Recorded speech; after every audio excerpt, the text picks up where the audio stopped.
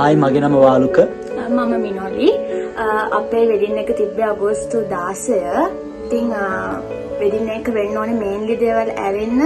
ඊළඟට අපිට තිබ්බ ප්‍රශ්න තමයි ඩෙකරේෂන්ස් කොහොමද අපි යන්නේ කියන එක. ඒ වගේම හොඳ ඩෙකරේෂන් ටීම් එකක් කොහොමද සිලෙක්ට් කරන්න කියන එක. ඉතින් එහෙම බල ඉදි තමයි අපිට ඉවෙන්ට් හෝම් ගැන දැනගන්න හම්බුනේ. මගේ හස්බන්ඩ් හිටියේ රටේ වෙනකොට මම තමයි ඩෙකරේෂන් ටීම් එක සිලෙක්ට් කරේ.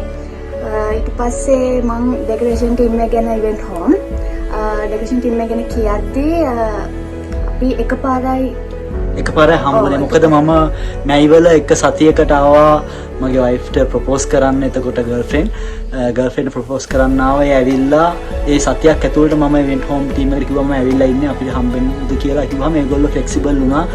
ඔය හොටෙල් එකට ඇවිල්ලා ඒ දේවල් කතා කරන්න හොටෙල් මැනේජර්ත් එක්ක අපි ඒ දේවල් ඔක්කොම අරේන්ජ් කළා එක දවසක. ඊට පස්සේ අපි ආයි හම්බුනේ වෙඩින් එකට කලින් දවසේ ඉවෙන්ට් එකේ ඩෙකෝ යද්දි. මම එතන හිටියා පැය දෙකක් විතර. ඒගොල්ලෝ ලස්සනට අඩු ටික ඔක්කොම වින්දලා තිබ්බා. පිළිවෙලට වැඩේ කරගෙන ගියා. ඊට පස්සේ මම පහුවදා තමයි අපි දෙන්නම ඇත්තටම ෆයිනල් අවුට්කම් එක දැක්කේ. අපි ඇත්තටම ගොඩක් සර්ප්‍රයිස් වුණා. මොකද ෆොටෝස් වලට එන හැමෝම ඒ ඩෙකෝස් වලට කැමති වුණා. ඇත්තටම ෆොටෝග්‍රැෆර් වුණත් කිව්වා මේ ඩෙකෝස් ලස්සනයි කියලා කිව්වා. ආපු ගෙස්ලා වුණත් ඒ ඩෙකෝස් එක්ක ගොඩක් ෆොටෝස් ගත්තා. ස්පෙෂලි කියන්න ඕනේ අපි ෆිසිකලි හම්බුනේ එකපාරයි. අර දකින්න නැතුව තමයි අපි ඩෙකරේෂන් ටීම් එකත් එක්ක කනෙක්ෂන් එක තියාගත්තේ. ට්‍රස්ට් කියන එක නම්බර් 1 තියෙන ඕන දෙයක්. ඒක තිබ්බා. අන්තිම වෙනකම්ම ඩෙකෝස් අපි මම බ්‍රයිඩ් ඩේ එක දවසේ වෙනකම්ම තිබ්බයි ට්‍රස්ට් එක. අන්තිමේදී අවුට්පුට් එක දකිද්දී ගොඩක් සතුටු වුණා අපි දෙන්නටම.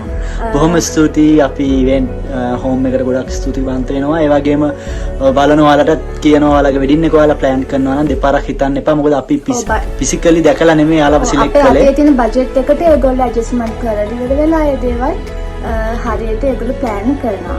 Thank you.